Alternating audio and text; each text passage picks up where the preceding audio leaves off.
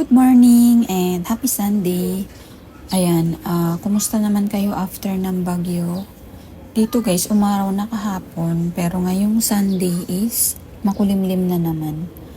So, wala naman dito guys. Wala namang casualty pero sobrang hangin no at ang lakas ng ulan. May mga sinilong lang akong iilan dito. Ito kahapon, nakitaan ko to ng mga itim-itim. So, akala ko nagka-fungus. Pero nung umaraw, ay nawala naman. May itim-itim siya dyan eh. Ayan, ang mga sinilong ko dito guys, yung mga lopo, kasi ayaw nito ng masyadong tubig. Kaya sinilong ko yung, tas yung maliliit, sinilong ko kasi baka liparin. Yan, mga yan dito. Yan, yung maliliit lang. Kasi sobrang lakas ng hangin. Pero yung mga yan hindi. Pati ito hindi. Kasi bihira ko naman na sila nadidiligan. So, ayan, naulanan man lang. Yung mga iba nating succulents. Yan, di ko pa natanggalan ng mga dry leaves. Ayan, tignan nyo tong ating Sansevieria. Ano nang pangalan nito? Nabili ko lang to dito sa grocery sa amin. Lumaki siya guys. And nirepat ko yan recently. Tapos nilabas ko siya dito. Ayan, laki nung new leaf niya. Ayan yung mga Sansevieria. Ayan, matibay-tibay talaga. May agave doon. Ayan, pakita ko lang yung ating mga agave dito na sila yung mga recently na nabili kong agave. Very stable na sila guys. Pakita ko sa inyo yung mga ugat nila. Ito, ayan. Naglalabasan na yung mga ugat nila.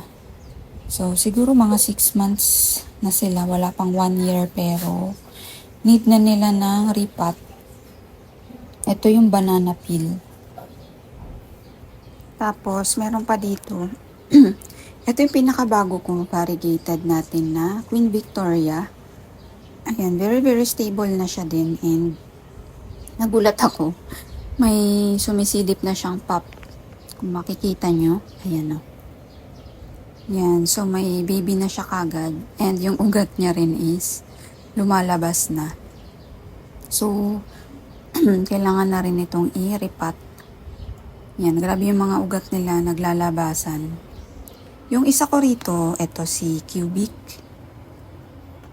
Ito, nag-stable na din siya, pero siya lang yun. Siya lang yung walang lumabas na ugat sa mga bago kong agave. Pero, malaki na rin siya sa pot niya.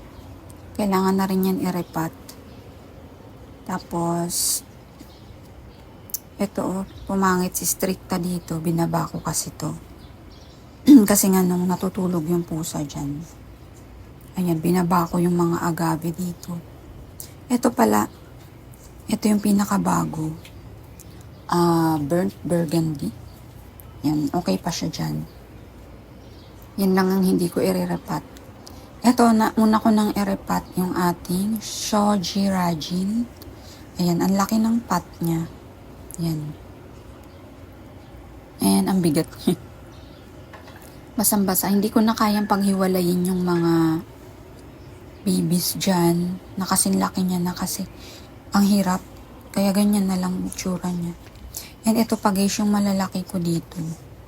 Kailangan ko na rin silang i-repat kasi kailangan ko nang maalis tong baby niya. And may isa pa siyang bagong baby. Ayun. So itong isa is ang laki na. Yan, laki na nila, grabe. Ito wala pang, ay may baby na yan eh. Maliit pa. Pero ito, ang laki na ng baby niya. Si quadricolor. So, kailangan ko nang alisin. Kasi dalawa na yung baby. Tapos, natatakot ako guys. Nakakatusok na siya. Kailangan ko na siyang igilid. Kasi minsan ako pag nakatayo ako rito, etong baby, yan, nakakatusok siya. Kaya kailangan ko nang alisin yan. Ayan. Sobrang laki niya. Ipapalit ko siguro sila dito. Yan, dyan ko lalagay. Ayan. So, ayan naman dito guys. Okay naman. Nung bagyo. Siguro mga 2 days. 2 days umulan.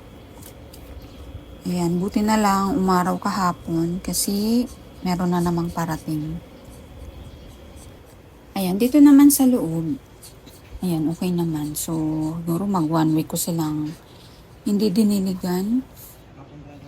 Pero yung mga nandito guys, sila yung nabasa. Ayan, sa sobrang hangin, nabasa tong mga to. Kaya, kahapon nagdilig ako nung mga hindi nabasa. Pero dito hindi. Kasi ito rin, binaba ko to ng mga to. Kasi feeling ko, hahanginin sila sa sobrang liit na mga pots. Ayan. So, nadiligan sila ng ulan kahit papano. Ayan. Tapos ito, yan, nag-bloom to guys, oh. Kahit walang araw, nung bumabagyo, nag-bloom siya. Nakakatuwa. Yan, meron pa dito, ito, magpa-flower din. Feeling ko, kasi magkakabatch to guys. Ito, tsaka to. So, ito yung recently na nag-flower ng red. So, feeling ko, ganun din yung flower nitong dalawa. So, abangan ko to kasi siya yung may flower bud. Feeling ko red din yung kanyang flower. Ay, magaan na rin yung pot nila. Ayan, ang gaan na rin. Siguro kasi talsik-talsik lang yung ulan. Hindi gaanong nabasa talaga. So, bukas ko na lang didiligin yung mga gymnos. Dito, nagdilig na ako kahapon yan. Yung mga tuyo lang. Yan. Wala na siyang kulay, oh. Yung nilapit ko dito sa bintana, nagkulay. Bintana. Dito guys, sa may bakod. Eto, nag-ano talaga siya, nagkulay, ayan o, reddish. Ayan, mas mapulan pa to noon guys. Ayan, nag-green na yung iba kasi ilang araw silang hindi naarawan. Ayan, basa-basa pa rin yung kanilang lupa. Ayan, gumanda talaga yung nila, form nila. Kahit itong Tularensis nung more sun, yan, mas mahilig sa araw guys yung mga Tularensis. Kumpara sa Françoise ay. Kaya ilan na lang yung Françoise ay ko dyan. Medyo nilapit ko sila dito sa araw. So, ingat-ingat tayo guys at meron na naman bagyo. Stay safe and thank you so much for watching. Enjoy the rest of the weekend. Bye!